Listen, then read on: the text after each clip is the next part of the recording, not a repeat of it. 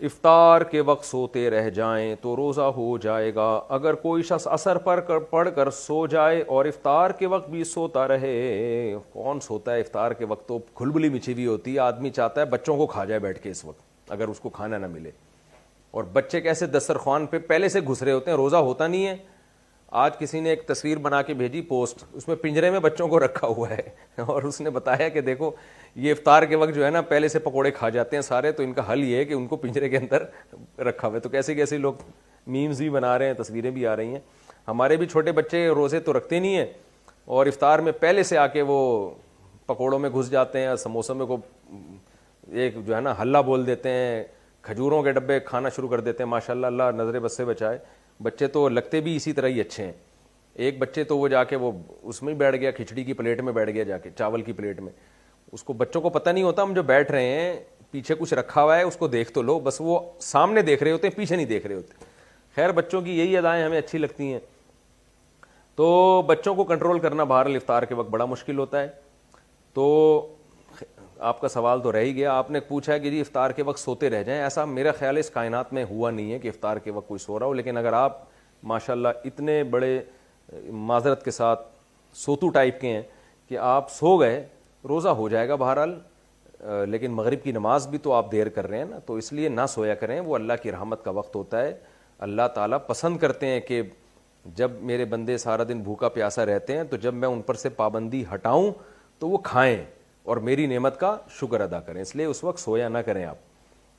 لیکن بہرحال روزہ ہو جائے گا. لیکن آپ نے کہا کہ رات بہت دیر سے آنکھ کھلے, تو مغرب کی نماز قضا کرنا کبیرہ گناہ ہے. اس کا گناہ ہوگا, یہ بہت سخت گناہ ہے. منت کے پیسوں سے افطاری کرانا. میں نے منت مانی تھی کہ اگر میرا کام ہو گیا تو میں کچھ مخصوص پیسے اللہ کے راستے میں دوں گا. اگر میرا وہ کام ہو جائے تو کیا میں اس منت کے پیسوں کو رمضان میں دوستوں کی افطاری کے لیے استعمال کر سکتا ہوں؟ سعد وقاص چائنا سے.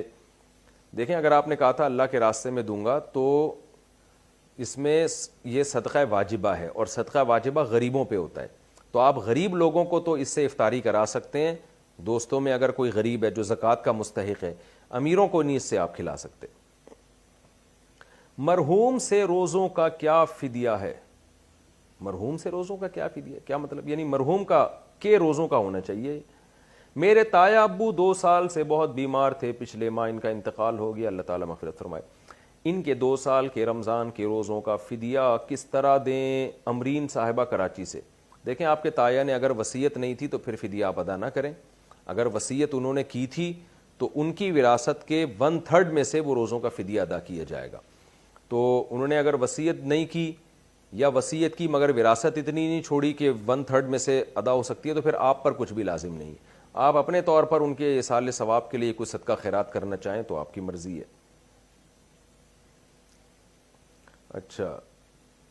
اچھا باقی جو فدیہ ان کے اگر وصیت کی تو فدیہ ادا کرنے کا وہی طریقہ ہے جو زندہ کے فدیہ ادا کرنے کا طریقہ ہے کہ ایک غریب کو 2 ٹائم کا کھانا کھلا دیں ایک روزے کے بدلے میں, یا ایک غریب کو 2.25 کلو گندم دے دیں, یہ ایک روزے کا فدیہ ہے, یا اس گندم کی قیمت دے دیں, تو اس سے ایک روزے کا فدیہ ادا ہو جائے گا.